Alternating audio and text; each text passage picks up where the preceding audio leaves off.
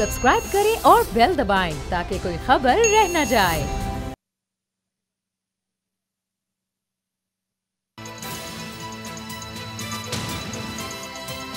अब पता चला। बिस्मिल्लाहिर्रहमानिर्रहीम, अस्सलाम वालेकुम। मैं हूं मोहम्मद उसामा गाजी और आप देख रहे हैं अब पता चला। आज एक बहुत ही अहम फैसला आ गया परवेज़ मुशर्रफ साहब के ख़िलाफ़, जो स्पेशल बेंच ने फ़ैसला दिया था, सबको याद होगा, जिसमें यह तक कहा गया था कि अगर परवेज़ मुशर्रफ साहब इंतकाल कर जाएं तो उनकी लाश को घसीटा जाए और इस्लामाबाद की सड़कों पर घसीटने के बाद डी चौक पर 3 दिन तक लटकाया जाए। खैर, इसके बाद जो कॉन्स्टिट्यूशन था इस बेंच का, जिस तरह बेंच बनाया गया, उसको चैलेंज किया गया था परवेज़ मुशर्रफ साहब के वकील की तरफ से, और लाहौर हाईकोर्ट का 3 रुकनी बेंच इस केस को सुन रहा था। उसने आज फैसला सुना दिया कि जो बेंच, जो स्पेशल कोर्ट बनाई गई थी, बल्कि वो ही गैर आइनी और गैर कानूनी था। उसका बनना ही गैर कानूनी और गैर आइनी था, और उसकी वजह यह थी कि कभी काबीना में इस बारे में बात ही नहीं हुई, जबकि आइन के मुताबिक गद्दारी का मुकदमा हुकूमत ने बनाना होता है, और हुकूमत से मुराद है काबीना। अब जब नवाज शरीफ साहब वज़ीर आज़म थे तो वो ना सिर्फ ऐसे लगता है कि काबीना खुद को समझते थे, बल्कि वो सारा पार्लियामेंट भी खुद ही को समझते थे कि मैं ही पार्लियामेंट हूँ। तो कभी काबीना में इस बारे में बात ही नहीं आई। बस एक इंटीरियर मिनिस्ट्री को एक लेटर भेज दिया गया था नवाज शरीफ साहब की तरफ से, और उसके बाद वो एक स्पेशल कोर्ट बना दी गई और उसने फिर ये फैसला सुना दिया। अब इसके बाद क्या होगा, इसी हवाले से हम सबसे पहले बात करेंगे। मेरे साथ हैं असद खरल साहब और बाबर डोगर साहब।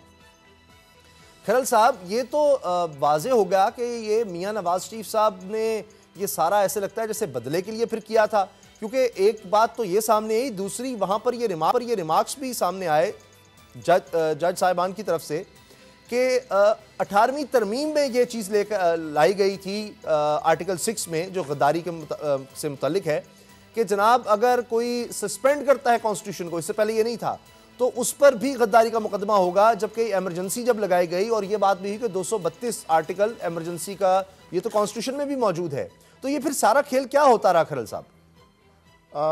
इस केस के अंदर इसकी इब्तिदा से लेकर जिस तरह आपने बताया कि वफाकी हुकूमत से मुराद एक कैबिनेट होती है, वन मैन शो नहीं होता।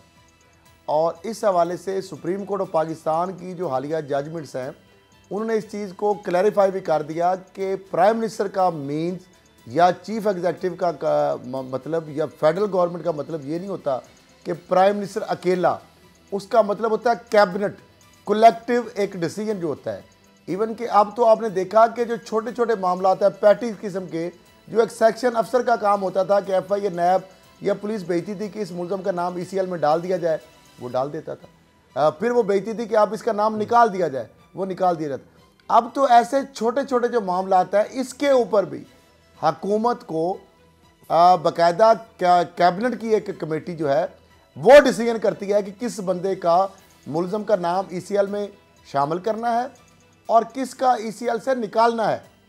एक तो ये इस तरह, अब मामला ये हुआ कि ये नवाज शरीफ साहब का एक पर्सनल बाइस था। इस केस की यानी इब्तिदा से लेकर इंतहा तक जगह जगह पे आपको इसमें बाइस नज़र आएगा। पहली बात यह है कि 12 अक्टूबर 99 का एक बड़ा इकदाम था, उसको छोड़ दिया गया। एमरजेंसी जो है उसको पकड़ लिया गया। उसके ऊपर नवाज शरीफ साहब केस बनाते हैं, अगर वो ठीक थे और मुशर्रफ ने उनके साथ गलत किया, जिनका जहाज़ वो इंडिया को मोड़ रहे थे, नवाब शाह में फिर जिस तरह उतरा जहाज़ और जिस तरह वो जो प्लान बनाया था उन्होंने, सारा काम अतल पतल हुई जो चीज़ सारी, वो करना चाहिए था। फिर एक सेक्रेटरी दाखिला को उन्होंने कह दिया, कैबिनेट को उसमें एतमाद में लिए बगैर, उनकी अप्रूवल के बगैर, और फिर यही कोर्ट में आज चीज़ें डिस्कस हुई। फिर उसके अंदर 18वीं तरमीम के बाद जिस तरह कोर्ट ने बताया कि आपने आर्टिकल 6 जो आइन को मुअत्तल करने का, वो इसमें शामिल खुद किया है, पार्लियामेंट में किया है, और फिर उसमें आनत और मुअत्तल रखने के अल्फाज ये 18वीं तरमीम में ये शामिल कर दिए गए। अब मामला ये है उसामा साहब कि इसके अंदर एक स्पेशल, एक तो खसूसी अदालत बनी, मैं नहीं कह रहा, मैं तो पहले दिन से कह रहा था कि उनके जो रिमार्क्स थे वो किसी भी एक कॉन्स्टिट्यूशनल या एक विजडम वाले जो जज साहबान के या जो जुडिशरी के एक मोतबर और एक रिस्पेक्टेबल ऑनरेबल जो जजेस हैं, वो तो आइन और कानून के बाहर जा नहीं सकते और सोच भी नहीं सकते क्योंकि सुप्रीम कोर्ट की जजमेंट रिसेंटली मौजूद है जिसमें चीफ जस्टिस ऑफ पाकिस्तान ने जैनब जो केस है उसमें कहा था कि पूरा बेशक कौन मुतालबा करे सरेआम फांसी की, तो हम आइन और कानून से बाहर नहीं जा सकते। अगर किसी को शौक है या हुकूमत करना चाहती है तो पहले वो आइन में तरमीम करे। उसमें घसीटने की बात नहीं थी, उसमें सिर्फ मारने यानी उसको मारने के बाद की बात नहीं थी, सिर्फ ये है कि जेल के अंदर की बजाय उसको बाहर सरेआम, ताकि उसके अंदर जो बाकी लोग हैं जो दरिंदगी करते हैं उनके लिए इबरत का निशान हो। यहाँ पे सारा माइंडसेट आ गया। इस केस के अंदर पूरा एक माइंडसेट है।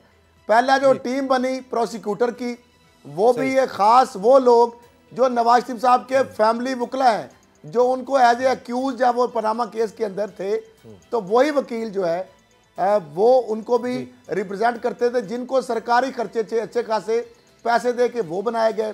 सेक्रेटरी दाखिला जो एक बाबू है, उसके जरिए कंप्लेंट लॉन्च की गई। अपनी एक गैर आइनी और गैर कानूनी तरीके जिसको हाई कोर्ट ने आज बता दिया, एक खसूसी अदालत कायम की गई, जिसको इस्लामाबाद हाई कोर्ट ने मोअज़्ज़ज़ अदालत आलिया इस्लामाबाद हाई कोर्ट ने कहा कि आप ये फैसला मत करें, आप ये नहीं कर सकते। मैंने उस वक्त भी कहा, लाहौर हाई कोर्ट ने उसकी जो हैसियत है वो बता दी। तो मामला ये है कि कोई काम भी जिसके अंदर एक ग्रज हो पर्सनल, जिसके अंदर एक एनमिटी हो, जिसके अंदर एक बाइस हो, तो उसका लॉजिकल एंड जो है फिर यही निकलता है।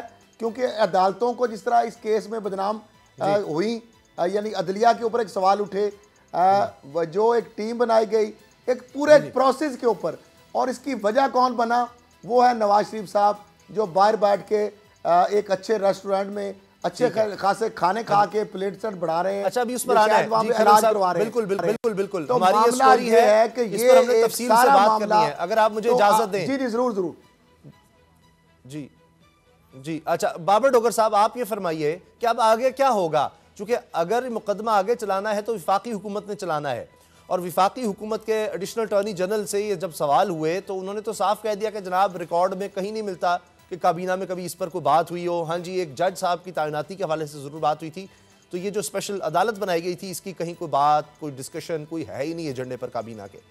तो उसके बाद अब विफाकी हुकूमत ने अगर जाना है तो अपील में जाना है, केस अगर कोई बनाना है तो अब विफाकी हुकूमत ने बनाना है।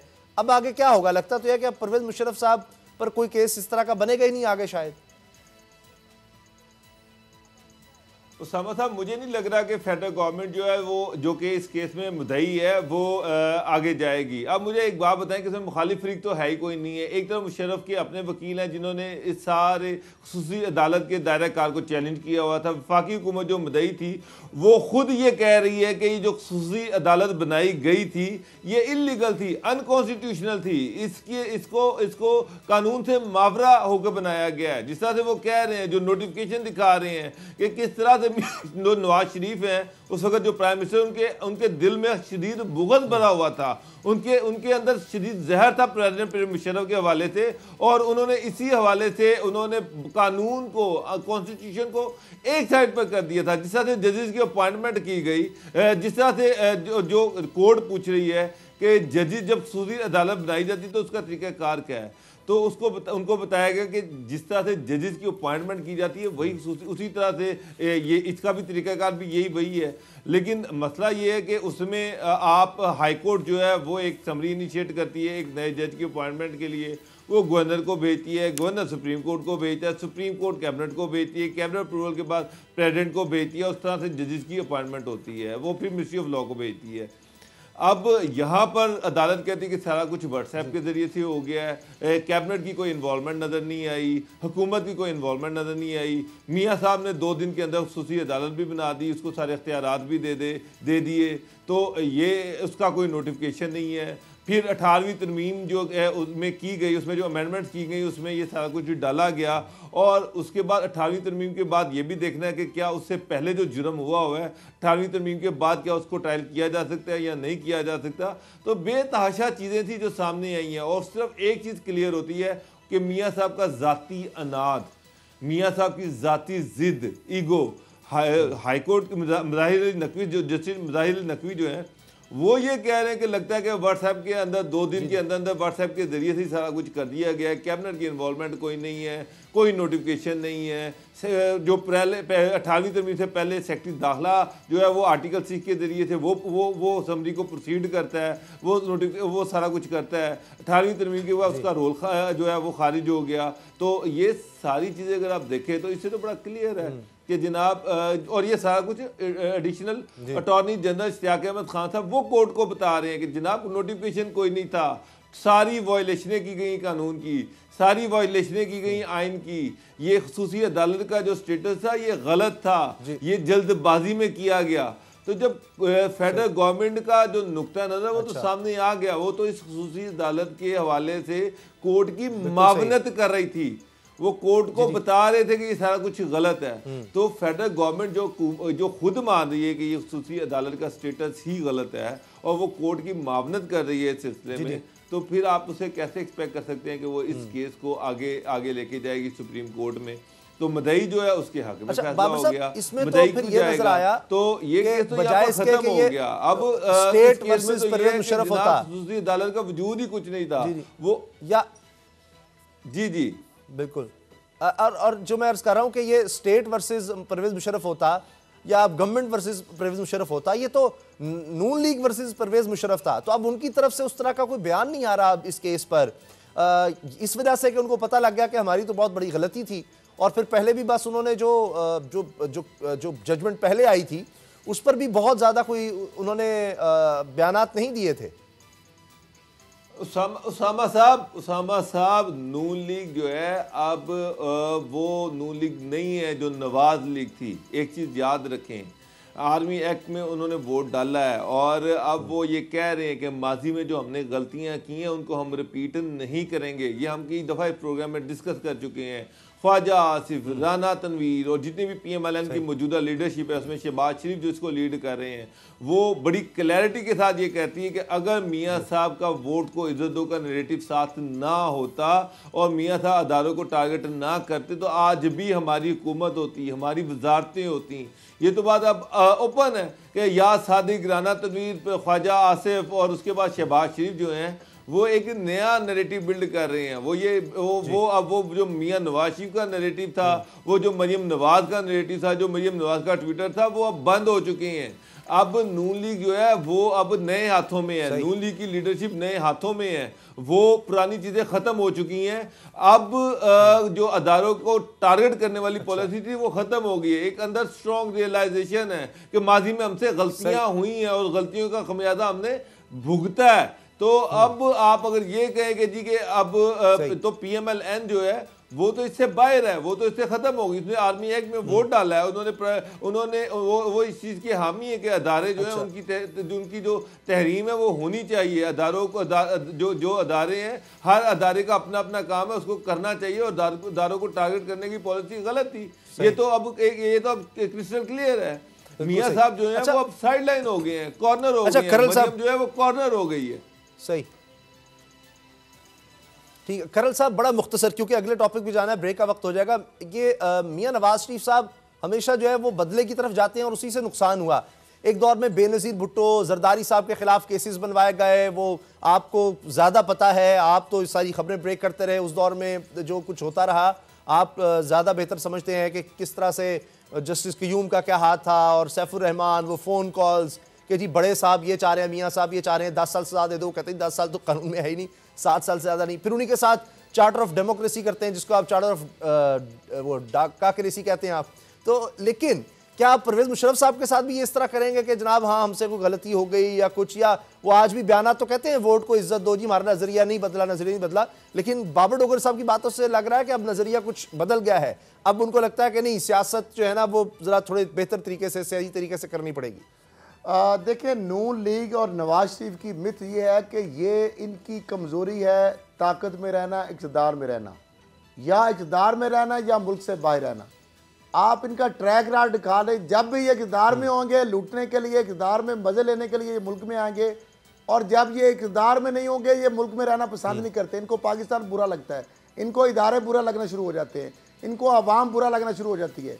ये अपने लूट मार की तहफ़्फ़ुज़ के लिए हुकूमत जो है, अब उनको पता है यहाँ पे हमारी मौजें उड़ गई हैं, वो ख्वाब देख रहे हैं कि फिर हमारी हुकूमत आएगी, फिर हम लूट मार करेंगे, तो लिहाजा वो जो एक तारीख दौर है वो नहीं चाहते कि वो पाकिस्तान के अंदर गुजारें, वो जेलों के अंदर नहीं गुजारना चाहते, वो उनकी कमज़ोरी है इक़्तिदार। नून लीग यानी नवाज शरीफ की किरदार कमज़ोरी है। जनरल जिलानी से लेकर ज़ियाउल हक तक जुनेजो की पीठ में एक छुरा किसने घोंपा, वहां से जुनेजो लीग को फिर किस तरह नवाज शरीफ ने टेकअप किस तरह किया आर्मी के डिक्टेटरों के साथ मिलकर, उसके बाद जितनी भी साजिशें हैं हर साजिश के अंदर नवाज शरीफ साहब ने, और फिर बाय बाय करके सऊदी अरब गए, अब लंदन चले गए। ये इनका बयानिया पूरी तरह कौम के सामने आ चुका है, पूरी कौम समझ चुकी है। और नवाज शरीफ का जो कह रहे हैं आप क्या करेंगे मुशर्रफ के ऊपर, बिल्कुल यही मेरा पॉइंट था। परवेज मुशर्रफ से पहले मुआहिदा किया, लिख कर दिया, और उसी परवेज मुशर्रफ के खिलाफ फिर केस भी बना दिया, जबकि उस मुआहिदे में ये था कि इस तरह से, उसका मतलब तो ये था कि आप कोई इंतकामी कार्रवाई नहीं करेंगे, लेकिन वो सारा कुछ उन्होंने किया। और वो एक अब देखते हैं, अब माजी का किस्सा ही बन गया सब, और ये अब सारा कुछ सामने आ गया कि क्या किया मियां नवाज शरीफ साहब ने। लेकिन अब ये मौजूदा हुकूमत क्या कर रही है, ये भी हमारा मौजू है। और अब मौजूदा हुकूमत या इमरान खान साहब मजबूर हो गए हैं इत्तेहादियों के हाथों कि उनको कुछ ना कुछ रिलीफ कह लें या उनको पैकेज कह लें, जो वो कहते रहे हैं वो देना होगा। और MQM सबसे पहले आगे आगे नज़र आ रही है। और अब खालिद मकबूल सिद्दीकी साहब जो इंफॉर्मेशन टेक्नोलॉजी के वज़ीर थे, वो कह रहे हैं वो अपने इस्तीफ़े से अब पीछे नहीं हटेंगे, बस वो इस्तीफ़ा दे दिया, बस दे दिया। क्योंकि पहले भी उन पर बड़ा इल्ज़ाम लगता है कि जनाब ये हमेशा यूँ ही करते हैं, ये जिस भी इत्तेहाद में हर पार्टी के साथ होते हैं, पीपल्स पार्टी हो, नून लीग हो, परवेज मुशर्रफ हो, हर पार्टी के साथ आते हैं इख्तिदार में, और फिर यही धमकियां देते हैं कि हम जा रहे हैं, हम जा रहे हैं, हमारी बात नहीं मानी। कई दफ़ा छोड़कर चले जाते हैं, फिर मान जाते हैं। इस दफ़ा वो कह रहे हैं हम नहीं मानेंगे। तो बाबर डोगर साहब, अब यानी 25 अरब रुपया जाएगा मेयर कराची वसीम अख्तर साहब को, और हैदराबाद के मेयर को 5 अरब रुपया, तो तभी बात बनेगी। ये बुनियादी शर्त है। इसके अलावा अंदर की खबर एक और आ गई है, वो मैं आपसे अर्ज कर दूं कि ये एक और वजह बनी है। तानिया एड्रोस जो आई थी बाहर से, गूगल से, और वो सारा इंफॉर्मेशन टेक्नोलॉजी को बहुत बेहतर तरीके से चलाना चाहती थी, करना चाहती थी। तो खालिद मकबूल सिद्दीकी साहब को लगा ये मेरे इख्तियारात में मुदाखलत कर रही हैं। अब अल्लाह जाने खालिद मकबूल सिद्दीकी साहब को IT का कितना पता है, लेकिन तानिया एड्रोस के तो कोई शक व शुबात नहीं है कि वो कितनी काबिल खातून है।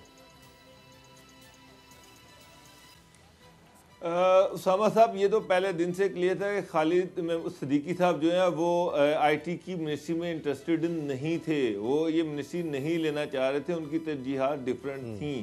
तो मेरा नहीं ख्याल कि उनको सानिया एड्रोस जो है वो जो आई हैं IT के, गूगल की एक्सपर्ट हैं, IT की एक्सपर्ट हैं, उनको स्पेशली इमरान खान साहब ने उनको इनवाइट किया कि पाकिस्तान आएँ और जो हमारा ब्रेन डेन हो रहा है उसको पाकिस्तान में वापस लाया जाए, उन लोगों को अच्छे ओहदे दिए जाएँ ताकि वो पाकिस्तान में कोई टेक्नोलॉजी में कोई रेवोल्यूशन लेके आएँ, कोई बेहतरी लेके आएँ। तो असल चीज़ ये है कि MQM जो है, जिस तरह से आपने कहा कि PTI ने अगर वादा किया कि वो कराची की हालत बदलेगी, PTI का ये मंशूर था, इसी बुनियाद पर उन्होंने वहाँ से सीटें भी ली, इसी बुनियाद पर MQM के साथ उनका एग्रीमेंट भी हुआ। तो PTI को चाहिए कि अब वो कराची की डेवलपमेंट के लिए कोई काम करे, कुछ करे। कराची के जो हालात हैं वो सबके सामने हैं। पैसे कहाँ से आएंगे? सबसे बड़ा शहर है, इकोनॉमिक हब है, लेकिन उसका कोई पुरसाने हाल ही नहीं है। सर, आप खाली वादों से कब तक इस चीज़ को चला सकते हैं? लोग वहाँ पर, उनको साफ पानी नहीं है, सड़कें नहीं है, वहाँ पर कोई रोज़गार नहीं है, वहाँ पर कराची के खाली वादों से तो वो शहर नहीं चल सकता। पे पार्टी जो है वो इसमें इंटरेस्टेड नहीं है, 18वीं तरमीम फिर किसकी है? PTI जो है वो इसमें इंटरेस्टेड नहीं है। जी मैं समझ, क्या कहा उसामा आपने? 18वीं तरमीम, सूबों के इख्तियारात, सूबे का कोई काम नहीं है, फिर सिंध हुकूमत का कुछ नहीं है। यही MQM कह रही है जी, हमें कहा तो जा रहा है कि हमारे साथ आ जाओ, लेकिन हमारे के लिए 10 साल से पार्टी की गवर्नमेंट है, क्या सूबाई हुकूमत के नहीं है? मैं वही तो कह रहा हूं कि 18वीं तरमीम के बाद पार्टी ने वहां पर क्या किया है, कराची के लिए क्या किया है, साफ पानी के लिए वहां पर क्या किया है, कूड़ा करकट उठाने के लिए क्या किया है, वहां पर जो कब्जा ग्रुप्स हैं उनके खिलाफ क्या किया है। वहां पर तो बिलावल साहब ये कहते हैं कि जब बारिश होता है तो पानी आता है, ज्यादा बारिश होता है तो ज्यादा पानी आ जाता है। इसके अलावा पे पार्टी ने वहां पर किया क्या है कि डेवलपमेंट के लिए पे पार्टी का रोल क्या है? वही हालात PTI के हैं, PTI भी वहां पर कुछ नहीं कर रही। मैं आपको एक चीज बता दूं कि अब PTI के पास कोई बहाना नहीं है, अब उनको डिलीवर करना पड़ेगा, ये एक चीज याद रखें। अब नून लीग को गाली देने से या पार्टी को गाली देने से लोग जो है इस चीज पर सेटिस्फाई नहीं होंगे। आपके जो इत्तेहादी आपके साथ जिस बुनियाद पर आपके साथ आए हैं वो आप पर प्रेशर डालेंगे। हाँ, लिख कर दिया है, लिख कर दिया, लेकिन इमरान खान साहब मान गए हैं। वो कहते हैं तमाम मुतालबात हम मानेंगे। इमरान इस्माइल को भी कह दिया है, असद उमर साहब पूरी टीम लेकर वहां गए हैं। लेकिन खरल साहब, आप भी कराची के मसाइल को बहुत बेहतर तरीके से समझते हैं। आप कराची वालों के साथ बिल्कुल नजर आते हैं, जो उनके केसेस होते हैं वो जा जाकर आप अदालतों में लड़ते हैं। तो आपको लग रहा है कि वफाकी हुकूमत के पास इतना पैसा है, ये 25 अरब 5 अरब हैदराबाद के लिए वो ये दे सकती है? क्योंकि वफाकी हुकूमत तो ये कहती है कि अब 18वीं तरमीम के बाद यानी सूबों के पास फंड्स उतने ही हैं जितने वफाकी हुकूमत के पास है। विफाक ने और भी बहुत कुछ देखना है। ये बहाना भी बनाया जाता है वफाकी हुकूमत की तरफ से कि अब वफाकी हुकूमत डायरेक्ट बल्दियाती तौर पर बल्दिया को जाकर उस जगह पर जाकर भी पैसे देगी, ये दे सकती है, या ये सूबों का इख्तियार है? सूबों ने अपने अपने मुताबिक बल्दियाती निज़ाम लाना था। उसामा साहब, दो चीज़ें हैं ये सारे मामले में। खालिद मकबूल सिद्दीकी का इस्तीफ़ा जो है वो अवाम कराची की फलाह बहबूद का इशू नहीं है, उसमें ना वो तानिया जो अदरीस उनके हवाले से कोई मामला है। उनका मामला हमेशा डिज़ायर रही है, उनकी ख्वाहिश रही है पोर्ट एंड शिपिंग की वजारत। एक तो वो उनको चाहिए, दूसरा 162 अरब पैकेज का उनका कोई कंसर्न नहीं है, वो 162 अरब उनको मत दें। लेकिन वो जो 25 अरब है ना वसीम अख्तर के अकाउंट में यानी मेयर कराची की डिस्पोजल पे देना, और 5 अरब उनके हैदराबाद के जो MQM के जो मेयर हैं उनकी डिस्पोजल पे देना, उसमें खांचे उन्होंने मारने हैं, उसमें अवाम की फलाह बहबूद नहीं है। उसमें मामला है कि 25 आप बड़ा इल्जाम लगा रहे हैं, पोर्ट एंड शिपिंग में क्यों जाएंगे और लोग उनसे पूछेंगे नहीं, उनके गिरबान नहीं पकड़ेंगे कि तुम्हारा पैसा क्यों खा गए, लगा क्यों नहीं रहे? वो कह रहे हैं लोग हमसे पूछते हैं हमारे लिए किया क्या है, हमारे पास पैसे। अगर गिरबान पकड़ना हो तो फिर बिलावल और जरदारी और उनकी जो एंड कंपनी है वो तो कराची और सिंध में मूव ही ना कर सके, जिनके अकाउंटों से अरबों खरबों रुपए निकल रहे थे। आपने देखा कि सिंध हुकूमत के फंड, सिंध बैंक के फंड, समिट बैंक के, और सारी जो लूट मार के कहानियाँ थी, जो सूबाई महकमों के थे, जो कॉन्ट्रैक्टर के थे, वो बिलावल भुट्टो जरदारी, बिलावल हाउस 42 बिलावल हाउस के अतराफ में जो घर बन गए, प्लाट ले लिए उन्होंने। फिर जिस तरह उनके जो तोहफे ताइफ, जो फरियाल तालपुर का जो खर्चे, जो उनके अच्छा, खतरा कितना है? तो ब्रेक होने वाली है, खतरा कितना है वफाकी हुकूमत को? MQM को अगर ना मानी पीपल्स पार्टी के साथ चली जाएगी और अगर मगर तो ये कोई पहली मर्तबा नहीं है, ये कोई पहली मर्तबा नहीं। MQM का मामला क्या है और पीपल्स पार्टी का मामला क्या है? वो कहते हैं सिंध हुकूमत कहती है हमें पैसे दो, सिंध हुकूमत कहती है वफाकी हुकूमत हमें पैसे दे, मेयर कराची कहते हैं और MQM कहती है हमें पैसे दो, और साथ वो कहते हैं वजारत हमें पोर्ट एंड शिपिंग की दो। ये उनके मेन मुतालबात हैं। अगर तो PTI ये काम कर देती है तो वो ठीक है, अगर नहीं करेगी तो फिर अवामी और अवाम के मफाद वाली। बाबर डोगर साहब, क्या विफाकी हुकूमत ये कर सकती है पोर्ट एंड शिपिंग की वजारत दे दे, डायरेक्ट पैसे दे दे और कहे कि आप ये लगा लें, या फिर पीपल्स पार्टी के पास जाना चाहिए MQM को? उसामा साहब, मसला ये है कि अगर गवर्नमेंट की नीयत नेक है, अगर वो ये चाह रहे हैं कि कराची की डेवलपमेंट करानी है तो वो करवा सकते हैं, वो पे पार्टी वो एक कमेटी बना सकते हैं, कुछ कर सकते हैं, लेकिन गवर्नमेंट अपनी नीयत तो शो करे ना। अब कराची की डेवलपमेंट करवाए, क्यों कराची को पीछे रखा हुआ है, क्यों कराची को पसमानदा रखा हुआ है? ये PTI ने वादे किए हैं, इमरान खान ने वहां जाके जलसे किए हैं, वो ये कहते रहे कि हम उसकी डेवलपमेंट करवाएंगे। अब मसला ये कि जी हम साफ करने की सबने मिलकर कोशिश की थी, इतना साफ हो गया है कि वफाकी हुकूमत ने भी की, गवर्नर ने भी की, वफाकी वज़रा ने भी की, करवाएं। चले बाबर साहब, मैं माफी चाहता हूं, ब्रेक का वक्त हो गया है, ब्रेक के बाद मिलेंगे।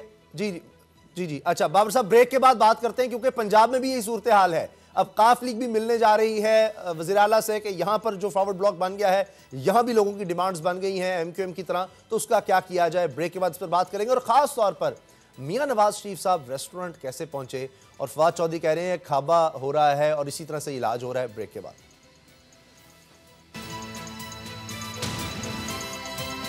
अब पता चला।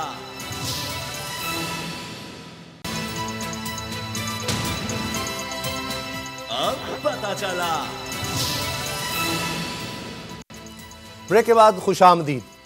जिस तरह ब्रेक से पहले हम बात कर रहे थे MQM की, लेकिन पंजाब में भी कुछ ऐसी सूरत हाल है तहरीक इंसाफ को। बड़े दिन से हम सुन रहे हैं कि जनाब एक फॉरवर्ड ब्लॉक बन चुका है, कुछ लोग नाराज हैं, और बाबर डोगर साहब का कहना यह है, और असद खरल साहब भी इस बारे में ये खबर दे चुके हैं कि ये सब कुछ इसलिए हो रहा है कि इख्तियारात चाहते हैं ब्यूरोक्रेसी से भी MNAs और MPs। तो ये MPs पंजाब के कहते हैं कि हमारे कहने पर लोग लगाए जाएं और ब्यूरोक्रेसी नहीं मान रही और इसमें चीफ सेक्रेटरी साहब नहीं मान रहे और ये बहुत बड़ी वजह है कि ये लोग अब प्रेशर डाल रहे हैं। लेकिन साथ ही बाबर डोगर साहब ने ये कह दिया हुआ है हमारे प्रोग्राम में कि इसमें बराबर के शरीक हैं वज़ीर आला पंजाब उस्मान बोजदार साहब। तो असद खरल साहब, ये मामला फिर कैसे सुलझेगा? परवेज़ इलाही साहब को अब ये टास्क मिल गया है कि वो जनाब सबको मना लें या उनके भी जो खदशात हैं वो भी मिलकर दूर कर दें। वो तो कहते हैं कि मैं तो पूरी तरह साथ हूँ उस्मान बोजदार साहब के।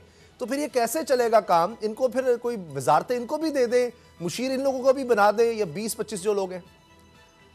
उसामा साहब, दो डेवलपमेंट्स हो रही हैं। एक तो हो रहा है MQM से मामलात और उसके लिए असद उमर, जहांगीर तरीन और शहजाद अरबाब जो हैं उनको टास्क सौंपा गया है कि आप मुज़ाकरात करें। और दूसरी जानब एक जो आ रहा है कि जनाब जिस तरह आपने बताया कि PTI के कुछ लोग नाराज़ हो रहे हैं और PTI के अंदर फॉरवर्ड ब्लॉक बन रहा है। हालांकि कुछ दिन पहले ये खबरें हमको सुनने को मिलती थी कि नून लीग के अंदर फॉरवर्ड ब्लॉक बन रहा है, बल्कि नून लीग माइनस हो रही है, बड़ा धड़ा हुकूमत में मिल रहा है, माइनस हो रही है बिल्कुल ही नून लीग। तो चूँकि सारी क़यादत बाहर चली गई है, हमजा अंदर है, तो इसलिए नून लीग ख़त्म हो रही है। इस तरह की खबरें भी सुनने को मिलती थी। अब उल्टी गंगा बह रही है। जब से ये सेटअप चेंज हुआ है, IG पहले IG के बारे में उस्मान बुज़दार साहब रोज़ शिकायतें लगाते थे, आए रोज़ प्राइम मिनिस्टर साहब को, कि जनाब वो IG साहब जो है मुझे नहीं चाहिए। इसी तरह चीफ सेक्रेटरी जो है उनके हवाले से ये एक परसेप्शन था कि शायद वो चौधरी बरादरान के करीबी हैं और चूँकि GM सिकंदर के नीचे वो काम करते रहे हैं, तो actually de facto chief secretary to CM principal secretary वो काम करते रहे हैं। तो वो ये एक परसेप्शन था। फिर उसके बाद एक गवर्नर सरवर के हवाले से एक शिकायती जो बात हुई जहांगीर तरीन और वहाँ बैठे हुए हैं, वो भी एक ऑडियो वो वीडियो लीक हुई, वो भी आपने देखा। अब मामला ये है कि उस्मान बुज़दार साहब के जो वो चाह रहे थे, जो उनके करीबी अजीज़ो कारब देखे ना, उनके जो मामू हैं जो एडिशनल चीफ सेक्रेटरी होम थे सरदार इजाज़ जाफ़र, उनको तब्दील कर दिया गया। बहुत सारे उनके जो प्रिंसिपल सेक्रेटरी थे, उनके जो कम्युनिकेशन सेक्रेटरी थे वो मवासलात, और साथ उनको प्रिंसिपल सेक्रेटरी जो CM वो भी चार्ज दिया था। और बहुत सारे लोग, आसिफ बिलाल लोधी साहब कमिश्नर लाहौर, बहुत सारे लोग। फिर उनके फूफा जो हैं उनको पहले एक ज़िले के साथ दूसरे का चार्ज दिया, फिर रहीमयार खान के DPO लगा दिया गया। अभी भी वो डोगर साहब ने दास्तानें सुनाते रहते हैं कि कितना बड़ा घर है, कितने डाले, कितनी नवाशात हो रही हैं, बावजूद इसके कि अभी उनकी सुनवाई नहीं हो रही बकौल उस्मान बुज़दार साहब की। अब ये एक नैरेटिव बनाया जा रहा है कि जनाब मुझे तो काम नहीं करने दिया जा रहा उस्मान बुज़दार, उसके लिए एक सपोर्ट मिल रही है उनको। MPA जो PTI की वो जो एक चीज़ें आ रही हैं, तो इमरान खान साहब पूछेंगे तो वो कहेंगे जी देखें जी, मैं तो पहले ही कहता था, तो जारी बात है उनके काम नहीं होते, मेरी नहीं कुछ सुनता, तो MPA की कौन सुनेगा। अब ये बीच में काफ लीग का शोशा छोड़ दिया गया कि उधर से जी काफ मरकज़ में वो MQM में हो गई है नाराज़, और इधर से शायद काफ लीग नाराज़ हुई। काफ लीग नाराज़ नहीं हुई, काफ लीग एक सपोर्ट कर रही है उस्मान बुज़दार साहब को, वो जो कमज़ोर हो गए हैं, क्योंकि उनके इख्तियारात आलमोस्ट जिस तरह लग रहा है उनको उस्मान बुज़दार साहब को कि वो सलब हो गए हैं, इख्तियारात उनके कम हो गए हैं। तो वो एक स्ट्रेंथन करने के लिए एक मूव है, ताकि PM साहब तक ये आवाज़ पहुँच चुके, तो लिहाजा फिर वो उस्मान बुज़दार साहब जो है ताकि अपनी मन मर्जी के सूबे में फैसले कर सके। और जारी बात चीफ एग्जीक्यूटिव भी करते हैं हमेशा इसमें करने। जी अच्छा खरल साहब, इसमें दो सवाल पैदा होते हैं। बाबर डोगर साहब, आप ये बताएं कि जो खरल साहब ने बातें की, क्या वाकई अब काफ लीग जो है वो साथ है? क्योंकि पिछले दिनों ये सब इकट्ठे नजर आए, पावर हाउसेज जो पंजाब में कहे जाते थे, एक तरफ काफ लीग है यानी चौधरी परवेज़ इलाही साहब हैं, फिर जहांगीर तरीन है और गवर्नर साहब हैं, अब ये सारे सपोर्ट कर रहे हैं वाकई उस्मान बुज़दार साहब को? और क्या इमरान खान साहब इतने ही सादा हैं, इतने ही भोले और मासूम हैं कि उनको नहीं पता कि उस्मान बुज़दार साहब क्या गेम कर रहे हैं? उसामा साहब, उस्मान बुज़दार साहब जो है वो जो नया पंजाब में एडमिनिस्ट्रेटिव सेटअप आ रहा है उससे वो खुश नहीं है। इमरान खान को पता है ये जो 20 लोगों का शोशा छोड़ा गया था वो फिजल आउट हो गया है। इमरान खान साहब को बिल्कुल पता है कि ये जो लोग थे इनको किन्होंने खड़ा किया, किस बुनियाद पर खड़ा किया गया। जब मैं आपको एक और बड़ी खबर देता हूँ कि जो 4 अफसर जो तब्दील किए गए थे जिनको फेडरल गवर्नमेंट में सरेंडर किया गया था, 3 अफसर ग्रेड 20 के हैं, एक ग्रेड 22 का है। ग्रेड 22 का जो था, जो एडिशनल चीफ सेक्रेटरी पंजाब था एजाज खान साहब, जो चीफ मिनिस्टर के खालू हैं, उनकी जो फेडरल गवर्नमेंट में सरेंडर करने का जो नोटिफिकेशन है उस पर आज भी अभी भी इस वक्त भी उस्मान बुज़दार ने उस नोटिफिकेशन पर साइन नहीं किए और वो 4 अफसर अभी भी पंजाब गवर्नमेंट में है, वो फेडरल गवर्नमेंट में नहीं गए। तो इससे आप पता चलता है कि चीफ सेक्रेटरी ने उनका जो नोटिफिकेशन किया था उस्मान बुज़दार ने उस नोटिफिकेशन पर अभी तक साइन नहीं किए। वो नाराज हैं, वो अभी भी खुश नहीं है नए सेटअप पर। वो ये चाह रहे कि उनको वो पुरानी पावरें मिलें, वो ताकतें मिलें, वो अपनी मर्जी के अफसरान को तैनात करें जिस तरह से वो करते रहे हैं। तो ये जो शोशा छोड़ा गया था 20 MPs का, उसका इमरान खान को पता है कि उसके पीछे कौन था, कौन लोग थे। और ये जो पंजाब में जो टसल चल रही है ये बिल्कुल पॉलिटिकल जो लोग हैं, पॉलिटिकल फोर्सेस जो हैं वो इस चीज़ से खुश नहीं है कि जो चीफ सेक्रेटरी और जो IG हैं वो इंडिपेंडेंट डिसीजन मेकिंग कर रहे हैं, वो मेरिट पे अपॉइंटमेंट्स कर रहे हैं। जो IG और चीफ सेक्रेटरी ने तमाम डिप्टी कमिश्नर्स और जो DPOs हैं उनको बड़ा क्लियरली ये कन्वे कर दिया कि जो जायज़ काम हो MPs का वो ज़रूर करें, लेकिन नाजायज़ काम को अकोमोडेट नहीं किया जाएगा। तो ये मसला ये कि कौम यही चाहती है, अवाम भी यही चाहती है कि जनाब जायज़ काम होने चाहिए। जो DPOs हैं, RPOs हैं, जो DCOs हैं, जो डिप्टी कमिश्नर्स हैं, वो सारे अवाम को अकाउंटेबल हों। खुली कचहरियाँ लग रही हैं, अवाम के मसाइल हल करने की कोशिश की जा रही है। तो पॉलिटिकल पर जो लीडरशिप है उसको तो चाहिए कि उसकी ऑनरशिप ले, उसकी ऑनरशिप ले कि जनाब ब्यूरोक्रेसी जो है वो इफेक्टिवली काम कर रही है, उसको अपना विजन दे, बजाय इसके कि जनाब आप उसकी राह में भी रोड़े अटकाएं और आप चाहें कि जनाब ये जो एडमिनिस्ट्रेटिव सेटअप जो चल रहा है, इंडिपेंडेंटली जो चल रहा है और जो मेरिट पे काम कर रहा है, शफाफ तरीके से काम कर रहा है, उसकी ऑनरशिप की बजाय आप उसके रास्ते में रोड़े अटका रहे हैं, आप उसके लिए मुश्किलात पैदा की जा रही हैं। मैं आपको इतना बता दूं कि इमरान खान साहब ने पंजाब कैबिनेट को आह्वान कर दिया कि जनाब अगर आप किसी मिनिस्टर ने काम ना किया तो उसके खिलाफ एक्शन लिया जाएगा। जी जी। तो एक चीज तो क्लियर कर, लेकिन बाबर साहब कहां पर है? बाबर साहब सवाल ये है कर रहे हैं, कोई नजर ही नहीं आ रहा। अगर जिस तरह हम MQM की बात करते हैं, इसी तरह अगर काफ लीग भी या जो भी ये फॉरवर्ड ब्लॉक है ये अगर अलहदा हो गया तो ये तो हुकूमत ही गिर जाएगी। तो क्या इन लोगों को संभाल लेगी ये? कहां तक आपका ख्याल है कि नहीं होगा, मुझसे लिखवा ले, नहीं होगा, जो करना कर लो। मैं आपको कह रहा हूं नहीं होगा, ये अलहदा नहीं होंगे, यहीं पर चुचू करते रहेंगे। ये एक महलाती साजिशें हैं कि किस तरह से जो पावर्स हैं वो खुद हासिल अपने हाथों में ली जाएं, खुद डिसीजन मेकिंग की जाए, जो सियाह और सफेद का मालिक बना जाए। मसला तो ये है कि उस्मान बुज़दार साहब ने जो पावर देख ली है 1 साल, वो जब सियाह और सफेद के मालिक थे, अब जो उनसे पावर इख्तियारात लिए गए तो उससे MPs खुश नहीं है। वो तो चाहते हैं कि जनाब सियासी बुनियादों पर भर्तियाँ भी हों, सियासी बुनियादों पर ट्रांसफर पोस्टिंग भी हो, जिसको चाहे हम लगवाएं, जिसको चाहे हम उतरवा दें। तो अब ये नहीं हो रहा, तो उस पर यह वावेला बचाया जा रहा है। एक चीज़ मैं आपको बता दूँ कि अगर PTI की गवर्नमेंट ने अब भी परफॉर्म ना किया तो फिर इनके पास टाइम बड़ा थोड़ा है, ये बड़ा थोड़ा टाइम है। मैं आपको बता रहा हूं कि ये अगर परफॉर्म नहीं करेंगे तो असम्बली के अंदर चेंज आ सकती है, असम्बली के अंदर में चेंजेस आ जाएंगी। ये अब इमरान खान साहब को इसका इदराक है, तभी तो ये नया सेटअप लेके आए हैं और खान साहब तभी तो ये चाह रहे हैं कि एडमिनिस्ट्रेटिव सेटअप चले। तो उस्मान बुज़दार साहब को चाहिए कि इसको सपोर्ट करें, अदरवाइज उनके अपने लिए मसाइल बढ़ेंगे। सही। खरल साहब, आपको भी ये लगता है कि यानी ये लोग जो ब्लैकमेल करने की कोशिश कर रहे हैं ये इतना बड़ा खतरा नहीं है, लेकिन गवर्नेंस या परफॉर्मेंस ज्यादा बड़ा खतरा है? अगर इमरान खान साहब इनसे ब्लैकमेल नहीं भी होते लेकिन परफॉर्मेंस दे जाते हैं तो खतरा नहीं है कोई?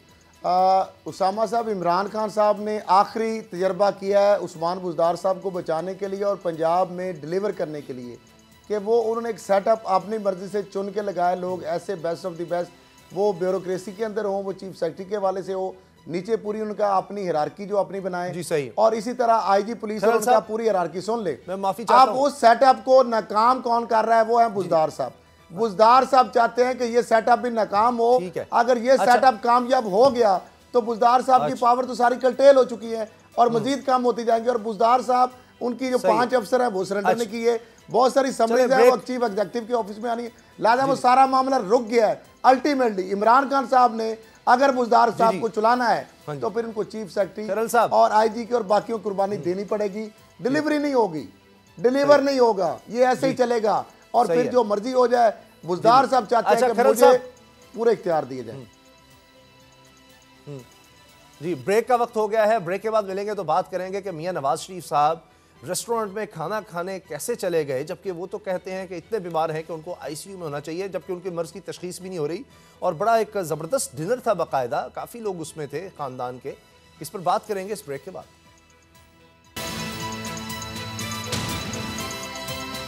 अब पता चला।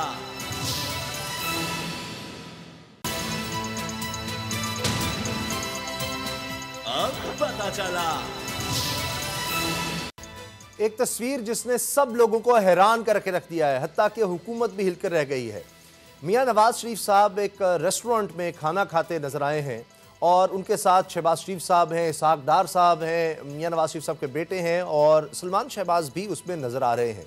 और बड़ा अच्छा खासा यानी उनका मूड नज़र आ रहा है, सेहत माशाल्लाह अच्छी नज़र आ रही है।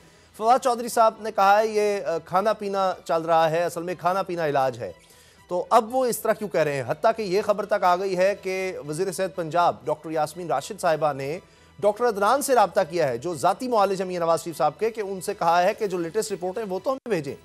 अब उधर से क्लैरिफिकेशन भी आ गई है कि असल में डॉक्टर्स ने मियां नवाज शरीफ साहब को कहा है कि वो चहलकदमी करे और वो चहलकदमी करने के लिए ज़रा रेस्टोरेंट में चले गए थे। बाबर साहब, तो अब एतराज़ तो कोई नहीं बनता अगर वो चहलकदमी करने चले गए हैं। और साथ ही एक ब्रेकिंग न्यूज़ के बारे में भी बता दें कि मियां नवाज शरीफ साहब ने कहा है कि अगला जो जानिशीन है वो है जनाब जुनैद सफदर, जो कि मरियम नवाज साहिबा का बेटा है। तो खरल साहब, मैं चाहता हूँ बाबर साहब से पहले फिर आपसे इस बारे में बात कर लें कि अब तो मियां शहबाज शरीफ साहब के हाथ कुछ ना आया, वो सलमान शहबाज बैठे तो हुए हैं लेकिन हमजा शहबाज नहीं, अब जुनैद सफदर की बारी आ गई। देखिए, सलमान शहबाज जो है ना वो नवाज शरीफ साहब का उनसे एक बड़ा रिश्ता है, क्योंकि एक तो सियासत में नहीं है, दूसरा उनको शुरू में मोटू और बाऊ कह के पुकारते थे और बड़ा उनसे छेड़छाड़ भी करते थे।